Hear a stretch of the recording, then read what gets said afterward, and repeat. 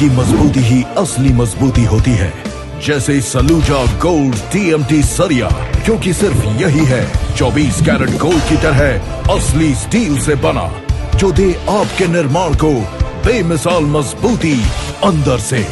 Saluja gold TMT सरिया, guarantee असली steel की, गारंटी मजबूती की। नमस्कार, मैं सचिन और आप देख रहे हैं बिहार न्यूज एक्सप्रेस। कहते हैं कि अगर आपके पास हौसला है तो आप किसी भी ऊंचाई को छू सकते हैं, और इस कहावत को पूरी तरह से चरितार्थ किया, सही साबित किया सिवान की एक बेटी ने, जो सिवान जिला के हसनपुरा की रहने वाली है। इनके पिता प्रखंड शिक्षा पदाधिकारी रह चुके हैं और इन्होंने दूसरे अटेम्प्ट में ही परीक्षा को पास किया और DSP बनकर अपने जिले का नाम रोशन कर रही है। हम बात कर रहे हैं, हमारे साथ रीता जी है। सबसे पहले आपको बहुत बहुत बधाई। धन्यवाद।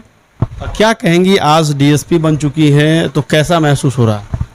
काफ़ी अच्छा महसूस हो रहा है। इतने दिनों के निरंतर प्रयास का ये नतीजा है कि मुझे ये एक छोटा सा कामयाबी मिली है, और साथ ही एक जिम्मेदारी का भी भाव है कि आगे एक अच्छा सा जिम्मेदारी मिलने वाला है और उसको मैं अच्छे से निभा पाऊँ, यही अभी मेरा प्राथमिकता है।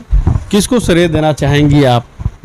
मेरे पूरे परिवार का श्रेय है इसमें। उन्होंने कोई भी कंडीशन में मेरा साथ नहीं छोड़ा, मुझे प्रोत्साहित किया। और मेरे पिताजी अभी नहीं रहे, लेकिन उन्हीं के कारण मैं यहाँ तक पहुँची हूँ। कहाँ से अपने पढ़ाई की शुरुआत की, कैसे आपके अंदर DSP बनने की ललक आई? जी, मेरा प्रारंभिक पढ़ाई तो यहीं से हुआ है, मेरा गांव से, हसनपुरा से। और मुझे इतना जानकारी नहीं था कि क्या होता है ये पोस्ट। मेरे पापा के थ्रू मेरे को पता चला कि DSP जैसा पद होता है, सिविल सर्विसेज जैसा पद होता है, तो मैं प्रोत्साहित हुई उन्हीं के कारण। पहले मुझे नहीं जानकारी थी, जब उन्होंने बताया तो मुझे पता चला। फिर मैंने इसके बारे में सोचा, मैंने तैयारी करी, मैंने UPSC का तैयारी किया और साथ साथ वहाँ पे 2-3 बार मैंने प्रयास किया। अभी तक वहाँ पे मेरा PT क्वालिफाई नहीं हुआ है, तो इधर मेरे पापा बोले कि हाँ इधर भी देखना चाहिए तुमको, तो मैंने इधर भी दिया BPSC में, तो मेरा ये हुआ है सर। पहले अटेम्प्ट में आप इंटरव्यू तक पहुंची थी, क्या कुछ उसमें कमियां रही, फिर इसमें क्या कुछ मेहनत की ताकि दूसरे अटेम्प्ट में आपका निकल गया? जी, उसमें जो मेंस का पार्ट होता है तो उसमें एक DI सेक्शन आता है जो कि 72 नंबर्स के होते हैं, तो मैंने उसमें मतलब पूरा छोड़ दिया था, ठीक है। तो वो मैंने रियलाइज़ किया था और इस अटेम्प्ट में मैंने उस पर काम किया और आपके समक्ष अभी प्रस्तुत हूँ मैं। आपके घर में देखा जाए तो आपके भाई साहब से टीचर हैं और जितने भी भाई हैं वो अच्छे पोस्ट पे हैं, आपकी भाभी भी ब्रांच की मैनेजर हैं, तो पूरा जो परिवार है शिक्षित है। तो आप हसनपुरा में ही रह के जो आपके गार्जियन स्वरूप आपके भाई लोग हैं उनसे पढ़ाई की, मार्गदर्शन लिया, या फिर कहीं और पढ़ने के लिए गई थी? कहाँ से ये DSP की जो BPSC की जो आपने निकाला है, कहाँ से ये सब तैयारी? जी, मैं 2014 में पटना से ग्रेजुएशन करी हूँ, साइंस कॉलेज से। और उसके बाद से वैसे सोचा नहीं था तैयारी करने का इधर, लेकिन 2-3 साल बाद गैप करके मुझे ख्याल आया कि मुझे ये करना है, तो मैं सिविल सर्विसेज का तैयारी कर रही थी, तो उसके बाद से मैंने ये दिया था एग्ज़ाम।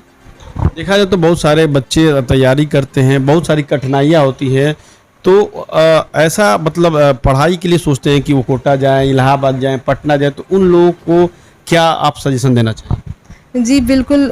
पहले तो ये YouTube वगैरह का उतना सुविधा नहीं था, अब बहुत सारे फ्री लर्निंग ऐप है, तो आप उसका सहारा ले सकते हो। अगर आपके घर में वैसा माहौल है पढ़ने का, तो आप घर पे रह के आप बढ़िया कर सकते हो। क्या लगता है कि आप इतने सालों से मेहनत कर रही थी, वो अब रंग ला दिए, इसके पीछे आपकी माता जी हैं, भाई जी हैं, तो इन लोगों का कितना योगदान रहा? जी बिल्कुल, इन लोगों का तो बहुत ज़्यादा योगदान था, बहुत ज़्यादा योगदान था। हाँ, जब मैं थक जाती थी पढ़ाई करते करते, लगता था कि नहीं हो पाएगा, तो फिर मेरे भैया मेरे को प्रोत्साहित करते थे, मेरे बड़े भैया, और मेरी मम्मी प्रोत्साहित करती थी, तो काफ़ी योगदान रहा है मेरे फैमिली का। देखा जाए तो बीपीएससी की तैयारी के लिए एक फोबिया बच्चों के दिमाग में भर दिया जाता है कि 12 से 15 घंटे 20-20 घंटे पढ़ाई करने होते हैं, सुबह से लेकर रात तक पढ़ाई करना होता है। बहुत सारे जगहों पे हमने देखे हैं कि जो बीपीएससी यूपीएससी की तैयारी करते बच्चे रूम से बाहर ही नहीं निकलते हैं। जी बिल्कुल ऐसा तो है, लेकिन आप डिपेंड करता है, यहाँ पे घंटे मायने नहीं रखते हैं। आप उसको अच्छे तरीके से यूटिलाइज करें। आप 5 घंटा ही पढ़ रहे हो तो आप उसमें मन से पढ़े। ऐसा नहीं है कि यहाँ पे पढ़ रहे ध्यान कहीं और है, आपको उसको कंसंट्रेट करना होगा। आप जो पढ़ाई करते थे कितने घंटे की पढ़ाई करते थे? मैंने तो इसका ध्यान नहीं दिया। मैं वैसे वीकली एक टारगेट लेकर चलती थी कि ये हमको यहाँ कंप्लीट कर लेना है 1 वीक में, तो मैंने ऐसे पढ़ाई किया। चलिए, जो बच्चे तैयारी कर रहे हैं, जो फ्यूचर में बीपीएससी और यूपीएससी क्लियर करने के लिए सपने देख रहे हैं, उन लोगों को आप क्या मैसेज देना चाहिए? अच्छा है, आप अगर इसमें आके आप समाज के लिए अपना योगदान दे रहे हो, देना चाहते हो, तो ये सर्विस आपके लिए बहुत बेस्ट है। आप बस निरंतर इस पे प्रयास करते रहो। को कितना भी चुनौती आए आप पीछे मत देखना। सारी चुनौतियाँ ख़त्म हो जाती है और एक नई चुनौती उपस्थित होती है जो कि काफ़ी उत्साहवर्धक होती है। आपको किस तरह की चुनौतियों का सामना करना पड़ा? कभी कभी लगा कि नहीं हो पाएगा और फैमिली का एक दबाव था। मतलब मम्मी कभी कभी बोलती थी मेरी कि शादी के बारे में, तो मैं उनको समझाती थी। और बाकी ऐसा कोई चुनौती नहीं था क्योंकि मेरे परिवार वाले काफ़ी सपोर्टिव रहे। और अगर अगल बगल कोई भी है समाज के मेंबर ऐसे बोलते थे शादी या कुछ भी ऐसा, तो वो ध्यान नहीं देते थे उन बातों पे और काफ़ी सपोर्ट किया मेरे पर। आपने कहा कि घर वाले शादी के लिए कहते थे। अक्सर देखा जाए तो लड़कियों के साथ ये समस्याएं होती हैं कि जब भी वो किसी अच्छे तैयारी करके अपना सपना बनाती है कि मुझे इस फील्ड में कैरियर बनाना है, तो उनके साथ ये समस्याएं आती है कि घर वाले शादी के लिए दबाव बनाते हैं। तो आप भी इस संकट से जूझ रही थी, तो ऐसे में वैसे माता पिता को क्या मैसेज देना चाहिए? अपने बच्चों पे भरोसा करें और वो अगर कुछ करना चाहते हैं तो थोड़ा सा समय देना चाहिए, उनको हार नहीं मानना चाहिए। क्योंकि अगर बच्चे आपके लिए, आपके समाज के लिए कुछ करना चाहते हैं तो आपका भी दायित्व तो बनता है कि आप उसका सहयोग करें, और मेरे परिवार वालों ने यही किया। चलिए, इनकी माता जी हैं, उनसे भी कुछ बात कर लेते हैं। क्या कहेंगी? आपकी बेटी डीएसपी बन गई है, अब कैसा लग रहा है? बहुत खुशी की बात है, बहुत अच्छा लग रहा है। मेरी बेटी बन गई तो इनके पिताजी के सपना था, मेरा सपना, पूरा परिवार के सपना था। अच्छा है। इनके भाई जी हैं जो शिक्षक है हाई स्कूल में, रघुनाथपुर के निकती में ही ये शिक्षक है। इनसे भी 2 शब्द जान लेते हैं कि क्या कुछ कहेंगे, क्योंकि जो रीता कुमारी डीएसपी बनी है उसमें कहीं ना कहीं इनके पूरे परिवार का योगदान रहा है। इनके भाई खुद एक शिक्षक है। क्या कुछ कहेंगे? आपकी बहन जो है आज डीएसपी बन गई है। मैं तो इस खुशी को काफ़ी सम्मान के साथ जो है समर्पित किया, और जब ये छोटी थी तो इसके दिल की इच्छा थी कि मुझे कुछ करना है। मेरे पास ये प्रस्ताव रखी, मैं इसकी बातों को, प्रस्ताव को स्वीकार किया और इग्नोर नहीं किया। मैंने पिताजी को बोला। पिताजी का हमेशा से ही इच्छा था कि मैं एक पदाधिकारी हूँ, मेरा भी बेटा बेटी जो है पदाधिकारी ही बने। तो मैंने उनको समझाया कि मेरी बहन रीता कुमारी वो कुछ करना चाहती है। गार्जियन के सपोर्ट से, मेरे सपोर्ट से इनको जो है उच्च शिक्षा दिया गया। जिस तरह से हम लोग जो है समर्पित किए, उस तरह से ये भी जो है अपने खरे उतरी। जिस तरह से सोना को घिस कर जो है खरा उतारा जाता है, उस तरह से हर एक मुकाम पर जो है ये खरे उतरी। और आज का ये नतीजा है, आज का ये संघर्ष का जो है परिणाम है कि इस पद पर मुकाम हासिल की। जो कल का हसनपुरा समाज जो है, हसनपुरा ब्लॉक निवासी जो है, जन सैलाब जो है, जिस तरह से इनका स्वागत किया, मैंने सपनों में भी नहीं सोचा था कि ये मुझे इस तरह से गौरवान्वित मुझे करेंगी।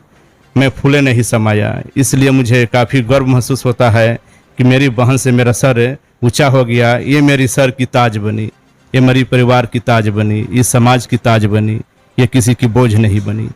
बिल्कुल, लड़कियां जो है वो बोझ नहीं होती है, और ये साबित किया रीता ने। और अपने परिवार के साथ साथ गांव के साथ साथ पूरे ज़िले का नाम रोशन किया। साथ ही उन्होंने माता पिता को भी ये सिवान के जो भी माता पिता हैं जो अपने बच्चियों की शादी जल्दी करने की चाह रखते हैं, उन लोगों को भी ये उन्होंने रीता कुमारी ने मैसेज दिया कि आप अपने बच्चों पे भरोसा रखें और उनके सपनों को साकार होने में आप सहयोग करें। उन पे विश्वास रखेंगे तो एक दिन वे जरूर अपने सपनों को साकार कर आपका नाम ऊंचा करेंगे, रोशन करेंगे। सहयोगी परवेज के साथ सचिन कुमार, बिहार न्यूज एक्सप्रेस, सिवान। चिकित्सा के क्षेत्र में करियर बनाना हुआ आसान, बने इलेक्ट्रो होम्योपैथी चिकित्सक अधिकृत, स्वास्थ्य एवं परिवार कल्याण मंत्रालय, भारत सरकार। NIMS electro homeopathy cancer research hospital, साथ ही कैंसर जैसी जानलेवा बीमारी के इलाज कराने के लिए अब आपको बड़े शहरों में जाकर भटकना नहीं पड़ेगा, क्योंकि आपके अपने शहर सिवान में कैंसर का सफल इलाज होता है। जी हाँ, डॉक्टर मोहम्मद इंतखाब परवेज के यहाँ हर्बल से निर्मित इलेक्ट्रो होम्योपैथी द्वारा कैंसर जैसी बड़ी और खतरनाक बीमारियों का सफल इलाज किया जाता है। सभी प्रकार की कैंसर की बीमारियों में सफलतापूर्वक इलाज के लिए आज ही संपर्क करें। डॉक्टर मोहम्मद इंतखाब परवेज, सिसवन ढाला, लक्ष्मीपुर, सिवान। संपर्क नंबर है 9472250677।